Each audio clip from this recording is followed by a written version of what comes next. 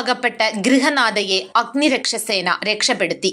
ഏരത്ത് പരുത്തപ്പാറ പ്ലാവിളയിൽ വീട്ടിൽ ബാബുവിന്റെ ഭാര്യ 58 വയസ്സുകാരി എലിസബത്ത് ബാബുവാണ് 50 അടിയോളം താഴ്ചയുള്ളതും 5 അടിയോളം വെള്ളമുള്ളതുമായ കിണറ്റിൽ വീണത്. വിവരമറിഞ്ഞ സ്റ്റേഷൻ ഓഫീസർ വിനോദ് കുമാറിന്റെ നേതൃത്വത്തിൽ അടൂർ അഗ്നിരക്ഷസേന സ്ഥലത്തെത്തി. Grade assistant station officer Ajikumar, fire and rescue officer Abhilash എന്നിവർ കിണറ്റിലിറങ്ങി എലിസബത്തിനെ നെറ്റിന്റെയും റോപ്പിന്റെയും സഹായത്തോടെ രക്ഷപ്പെടുത്തുകയായിരുന്നു. തിങ്കളാഴ്ച വൈകുന്നേരം 4 മണിയോടെയാണ് എലിസബത്തിനെ കാണാതായത്. വീട്ടുകാർ നടത്തിയ അന്വേഷണത്തിനിടെ ചൊവ്വാഴ്ച ഉച്ചയ്ക്ക് 2:45 അടുത്ത പുരയിടത്തിലെ കിണറ്റിൽ നിന്നും കരച്ചിൽ കേട്ട് നടത്തിയ പരിശോധനയിൽ എലിസബത്തിനെ കണ്ടെത്തുകയായിരുന്നു.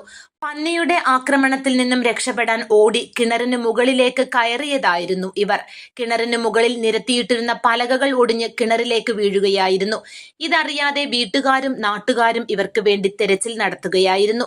ആഴമുള്ള കിണറ്റിൽ നിന്നും ഇവരെ രക്ഷപ്പെടുത്താൻ നാട്ടുകാർ നടത്തിയ ശ്രമം വിഫലമായതിനെ തുടർന്നാണ് അടൂർ അഗ്നിരക്ഷാസേനയുടെ സഹായം തേടിയത്.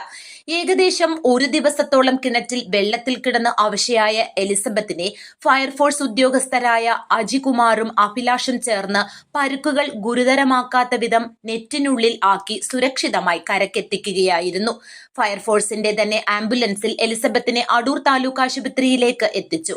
Assistant station officer M Venu, senior fire and rescue officer Anoop, fire and rescue ഓഫീസർമാരായ ലിജികുമാർ, ദിനൂപ്, കൃഷ്ണകുമാർ, ദീപേഷ്, പ്രദീപ്, രഞ്ജിത്ത്, രജികുമാർ, രാജേഷ് എന്നിവരും രക്ഷാപ്രവർത്തനത്തിൽ പങ്കാളികളായി.